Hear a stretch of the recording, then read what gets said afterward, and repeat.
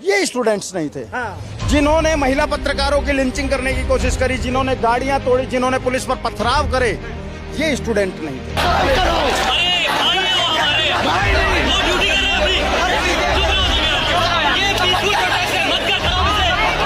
ये सामने पार्क है, इसमें से पत्थर तोड़ तोड़ के पुलिस पे फेंके गए। हम आपको वीडियो दे देंगे और सोशल मीडिया पे भी तमाम वीडियो पड़े।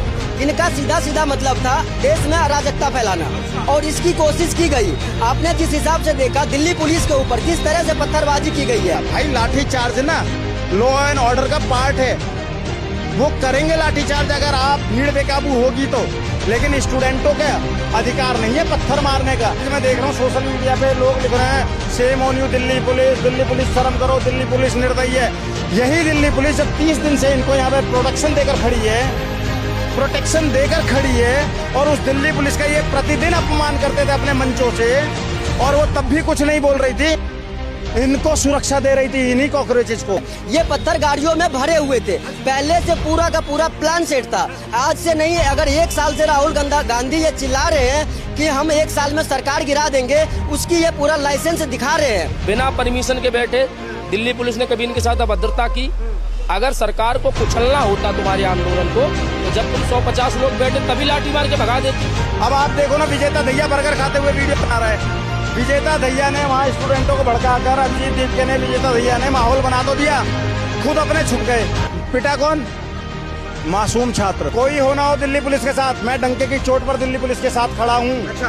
और मैं कह रहा हूँ दिल्ली पुलिस अराजक तत्वों पर लठ बजाओ, हम तुम्हारे साथ हैं। नमस्कार, आप देख रहे हैं न्यूज हंगर और मैं हूं आपके साथ विनायक कुमार। देखिए, कॉकरोच जनता पार्टी का प्रदर्शन तो चल रहा है, लेकिन सवाल उठ रहा है कि कॉकरोच जनता पार्टी के प्रदर्शन के आड़ में जो है आखिर वहां पर क्या खिचड़ी पकाई जा रही है।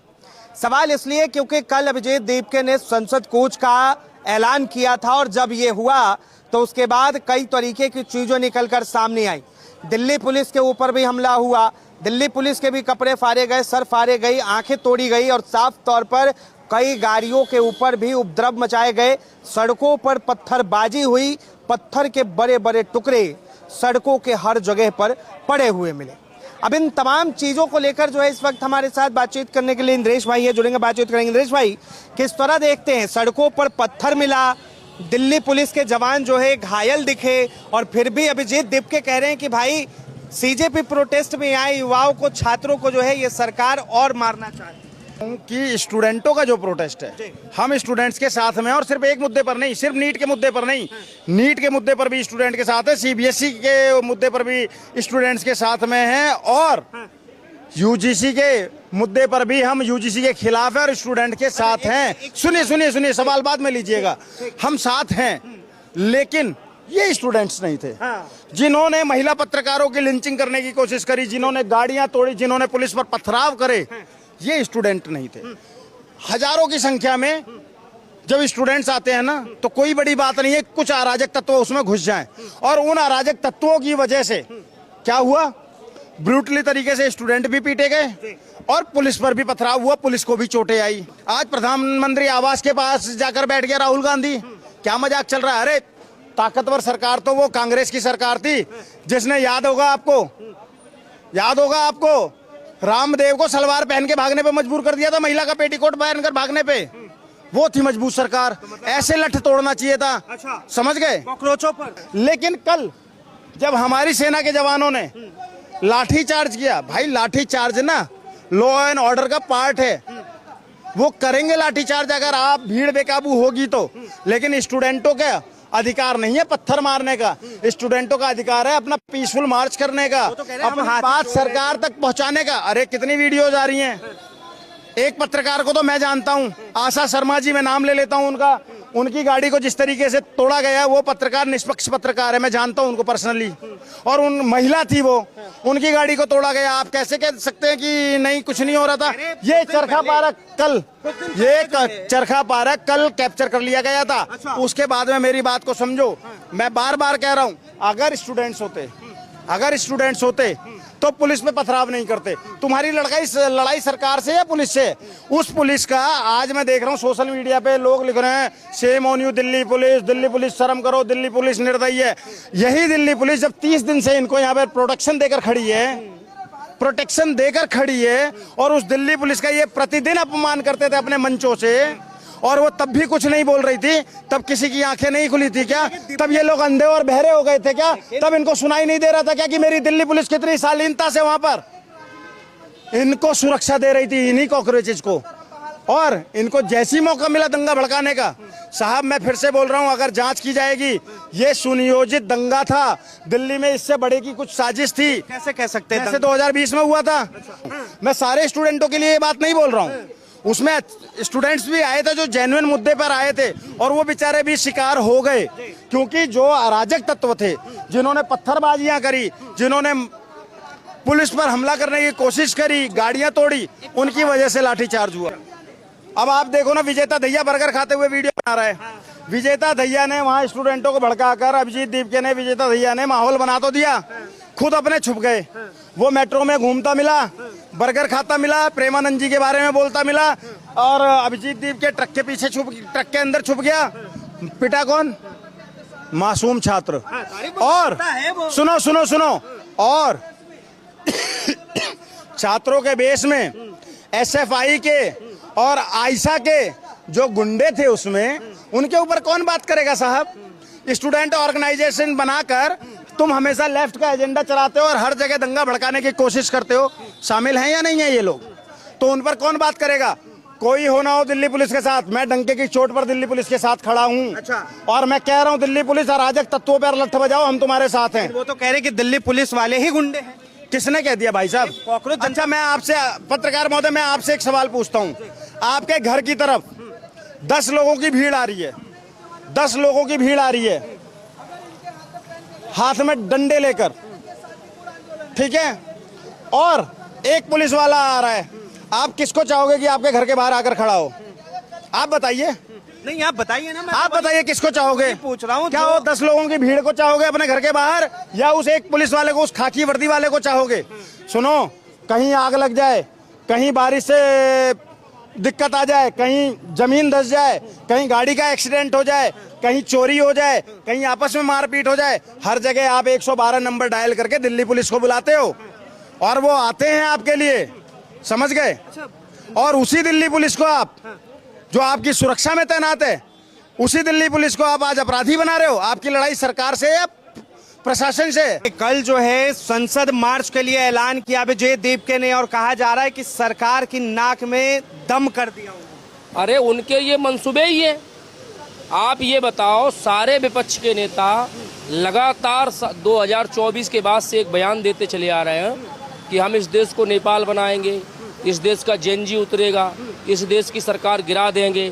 तो ये इनके ही दम पे उछल रहे थे। अच्छा। लेकिन इन लोगों को एक चीज याद रखना चाहिए हमेशा, कि हमारे देश की जो सुरक्षा एजेंसियां हैं ना, वो नेपाल और बांग्लादेश जैसी नहीं है।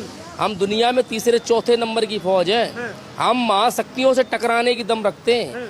अगर आप जेनजी हो, आप अपने हक की लड़ाई लड़ो, हम भी साथ हैं आप। ये नेपाल और बांग्लादेश से क्या कनेक्शन है भारत के? कल आप यहाँ पे कवरेज करने आए थे, आपने यहाँ पे देखा, ये सामने पार्क है, इसमें से पत्थर तोड़ तोड़ के पुलिस पे फेंके गए।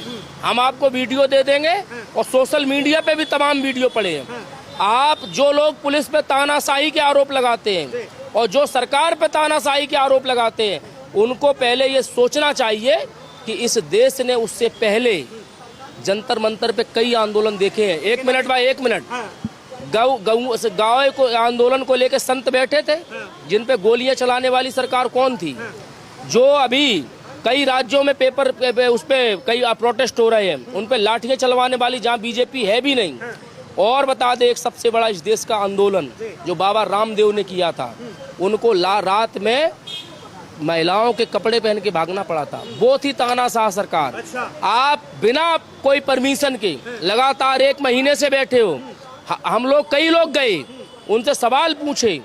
जब उनसे इस बात में सवाल पूछो ना कि हमारे भगवान का अपमान इस मंच से क्यों हो रहा है, तो वो हम लोगों को भाजपा ही बताने लगते हैं, RSS वाले बताए। एक बात बताइए, कह रहे कि हम भारत के युवा हैं और मोदी को जो है गद्दी से उतार के रहेंगे। भारत के युवा हैं, लेकिन सोच पाकिस्तानी है, ये ध्यान रखना। कॉकरोच की सोच। कॉकरोच की सोच। आप ये बता दो, आपने पूरा प्रोटेस्ट कवर किया होगा, और अभी भी कर रहे हो।